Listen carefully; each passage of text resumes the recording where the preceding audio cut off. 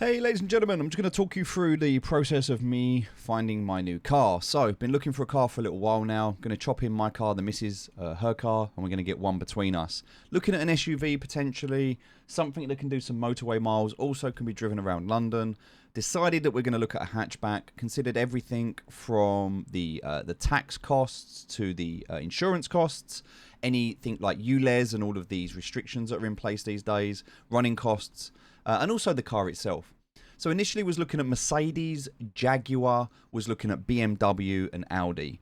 So the Jaguar, the SUV, I was looking at the E-Pace, I was looking at things like the Q2, I was looking at the... I wasn't really looking at BMW at the time, but I was looking, and then I started looking at Mercedes A-Class, started looking at all these different cars, and decided on a hatchback. It was a lot cheaper for insurance and tax, and we didn't need a big car, but we wanted something that had a decent bit of space on it. So I found this website with this YouTube video, which is a guy called Matt Watson from CarWow. Does some really good reviews, compares different types of cars and things like that. So I checked all of these out, the Audi A3, the BMW 1 Series. I looked at this one as well. There's all these different videos that he does. They're all really good, so I checked them all out. This one's had like 3 million views from 3 years ago. And from there, I got a really good idea of the good and the bad of the cars. So then I went across to his website, and actually, I really like this website. If you just go to New Car, select a car, it gives you the option when you pick a car. So decided on a BMW from all of the reviews that we looked at. Click New and Used. And then what I really love about this is when you get to this stage, I'm going to choose petrol, automatic. It tells you the different types of that car. So there are so many versions of the BMW 1 Series, I didn't know.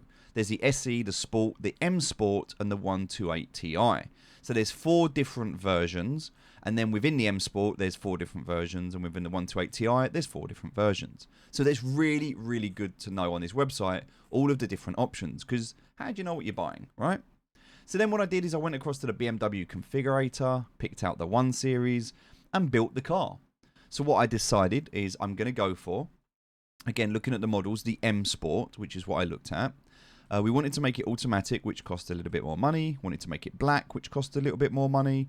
Wanted to go ahead and add leather, which costs a bit more money. And then we wanted to add these extras. So going to add more extras, there are 3 different things to consider. Comfort Pack, Technology Pack, and the M Sport Pro Pack. So just starting with a Pro Pack as an example, if we look here, you get an upgraded surround sound system, which is £825. You get some sport brakes with calipers, a spoiler, nice seat belts, and some high gloss shadow lines. Okay, whatever. £2,000 if you wanted to add this on. So you can add them on individually or as a pack. Okay, so we go ahead and do that. The Technology Pack consists of adaptive LED headlights, enhanced Bluetooth with wireless charging, which I like. Heads-up display, which puts some display, navigation, speed and things on your windscreen. High beam assistant, which is kind of automatic full beam, which is annoying. I don't like this, but whatever. Parking assistant, which is nice to have. And a Wi-Fi hotspot, so you can basically use your car as a Wi-Fi if you've got a SIM card, which we're not going to use, so it's pointless. But again, 1,500 if you wanted those perks. Of this, the only thing I really care about, adaptive LED headlights are nice, but not really required. High beam don't care for. Wi-Fi don't care for. Heads-up display is a nice perk. Wireless Bluetooth charging is nice. I would like that. But again, it's like £385. I'm not that bothered about it. £825. I'm not that bothered about it. Parking assistant, yeah. Would really like to have the parking assistant. That would be nice. All right, cool. So we go ahead and we select that. There's also something else that it's not included here, but it's part of it. It's called LCP. I can't remember what that stands for. I'll find out in a minute when we go through this. But there's something else as well. Live Cockpit Pro stands for. So that's something else as well, which comes as standard in a tech pack, but yeah. Then you've got a comfort pack. This is comfort access, meaning you don't need your key to get into the car. You can also use your mobile phone. A heated steering wheel, electric boot lid, and electric front seats. Well, because me and a partner are going to be sharing a car, electric front seats is nice to have. This means that we can actually have memory settings between 2 people. The comfort access is also nice, and she really wants a heated steering wheel. So the comfort pack, quite important to us. So we're going to go ahead and go for that. Get the comfort pack. Tech pack, not so much, just the parking assistant. All right, so now this is a car that's going to cost £40,000. All right, forget the change. It's £40,000. I don't want to pay £40,000 for this. So let's go and look at the used models. All right, so we know exactly what we're looking for. We put all of our details in here, including the extra packs that we want. And we've seen that there is actually one available here. There is actually one available that is 6 months old, is just down the road from me, is less than 2,000 miles on the clock, has less than 2,000 miles on the clock, 6 months old, is everything we want with all of the packs that we wanted, the extra packs. You know, it's got the sports pack, the comfort, and the tech pack. So all of it, it's 31 grand. We're saving £9,000 simply by just buying this. And the only thing it doesn't have is the full leather seats. So it doesn't have the full leather seats. But what you need to consider when you're looking at a car, and this is what I learnt, is you need to look at the dashboard, this dash. There's old dials and there's the LED. If you want the LED dashboard, you get the upgraded operating system. It's got a bigger screen with a better computer. Good to know. This little button here is for the heated steering wheel. So we need to know whether it's got heated steering. Then what you need to know is you need to look on the side of the car to know if it's got the manual or the automatic seats. This is for the boot lid, so you need to check the boot. This is the upgraded brake calipers. Now, not all of this is available. Not all of the pictures for used cars will show you this. So you kind of need to do a bit of research. Oh, ad block's been, that's fine.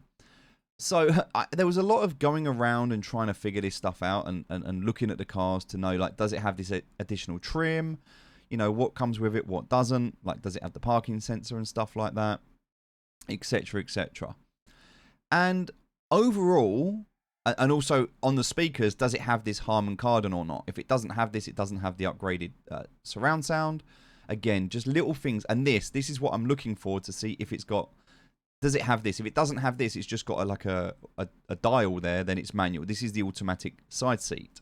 So these are all the kind of things that we're looking for to see if this car has it, to make sure it's the one that we want to buy. So after doing all of that and figuring out, yes, this is the car that I wanted to buy, I phoned up BMW and said I want to buy this car, and they said it's been sold. That's great.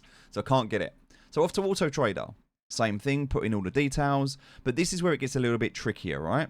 So this is where I have to right click, open in a new tab, and I have to look at all of the things I've talked about. So I have to click on the pictures, scroll through, and see if it's got all the things I want.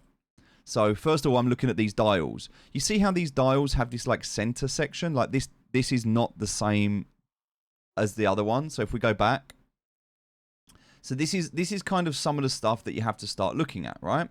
So now if I look at and this was the first thing that I checked. Because without this, it was a no-go for me. Because I'm looking at what's non-negotiable. What are the things in a car to me that are non-negotiable? Well, if I look at this display compared to this display, can you see the difference? It's almost like it's got these circles, whereas this one's just an all-in-one dash. So I wanted this dashboard, okay? So for me, finding a car that had it, if it didn't have it, it got yeeted. I wasn't interested. So what I was doing is going through, searching, okay, to find out how many cars I could find as close to what I wanted. Now, I don't want one with orange seats, so I'm not interested in that. So I can come down to here and look at this one. And it really was a case of just going through, painstakingly going through, where's the car registered, and looking at the dash. Now, that's not got the right dash on it, so again, not interested. And I went through all of the cars to try and find one that was within the mileage that I wanted.